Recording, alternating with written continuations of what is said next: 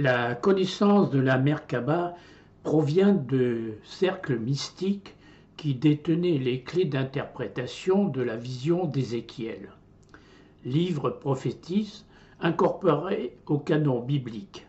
Merkava signifie le char ou le carrosse en hébreu. La vision du char est la description fantastique d'un engin céleste doté d'un appareillage complexe. La traduction de la Bible ne rend pas compte de la nature extraordinaire de cette apparition dans laquelle on a voulu voir la description d'un ovni.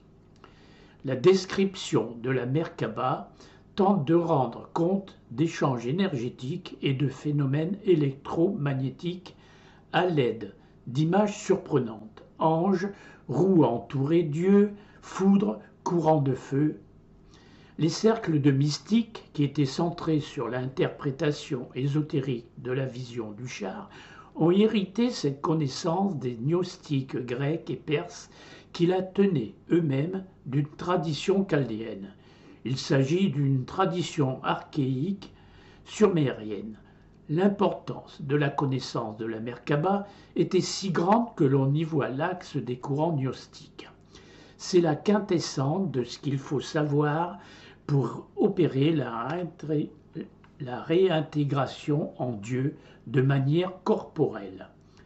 L'admission dans les écoles initiatiques, centrée sur le char céleste, était soumise à une sélection rigoureuse et selon certaines traditions, l'étude de la vision du char était interdite avant l'âge de 30 ans. Nombre symbolique exprimant une maturité psychique. Des légendes racontent que des apprentis kabbalistes auraient pris feu en étudiant la vision du char sans préparation.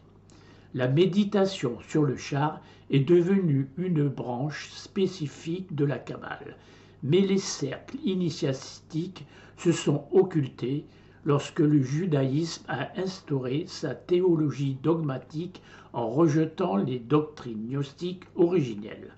La connaissance secrète se perpétua à l'intérieur du gnosticisme chrétien qui en hérita des Esséniens, lesquels semblent bien être les dépositaires des mystères d'une antique gnose hébraïque qui a sa source à Sumer. On pense que la vision du char d'Ézéchiel serait un écrit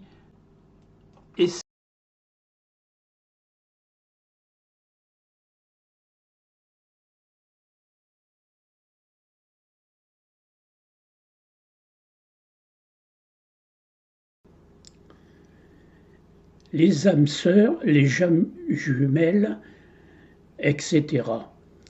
Cela semblerait une invention du New Age pour nous faire croire que nous avons besoin d'une complémentarité pour nous épanouir et avoir l'illumination. Dans tous les textes classiques de tout horizon, on ne trouve cette histoire de flammes jumelles nulle part. Je pense que c'est une pure invention.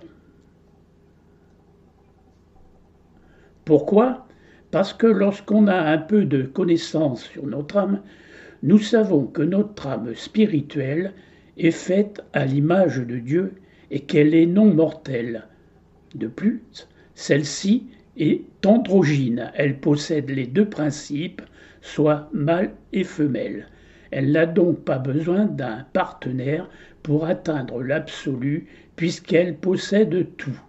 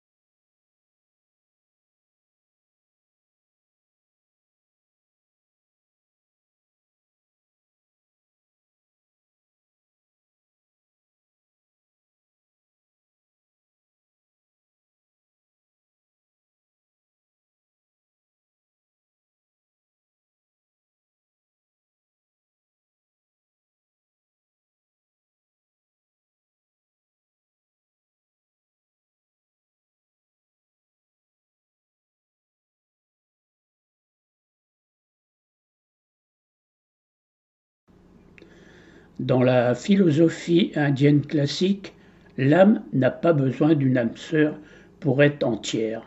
Elle est déjà divine et complète. Mais certaines croyances populaires ou modernes peuvent intégrer l'idée de rencontres karmiques profondes qui ressemblent à ce que l'on appelle une âme sœur ou une âme jumelle. Pour moi, je rejoins l'aperçu de l'Inde sur cette question d'âme sœur ou de flamme jumelle. Dans la philosophie de l'Inde, en particulier dans l'hindouisme, l'âme, Atman, est considérée comme éternelle, divine et universelle, une étincelle du Brahman, de l'absolu. Elle n'est pas vue comme incomplète ou en quête d'une moitié, mais plutôt comme un tout en soi, destiné à se libérer du cycle des réincarnations, du samsara, pour atteindre la libération, moksha. Dans la philosophie de l'Inde, en particulier dans l'hindouisme, l'âme est considérée comme éternelle, divine et universelle, une étincelle du Brahman. L'union entre Atman et Brahman est le but ultime, une fusion avec le divin, pas avec une autre âme humaine. Et l'âme sœur, vous me direz, contrairement à la Kabbale ou aux traditions occidentales, l'hindouisme ne développe pas explicitement le concept d'âme sœur comme une moitié prédestinée. Toutefois, certaines traditions populaires ou modernes en Inde évoquent des liens karmiques entre deux âmes qui se retrouvent à travers plusieurs vies. Ces relations sont vues comme des opportunités d'évolution spirituelle, mais pas comme une nécessité pour que l'âme soit complète. Les âmes peuvent se croiser dans plusieurs vies pour résoudre des dettes karmiques ou accomplir une mission commune. Une relation amoureuse peut être un chemin vers la réalisation spirituelle, mais l'âme n'a pas besoin d'un partenaire pour s'accomplir.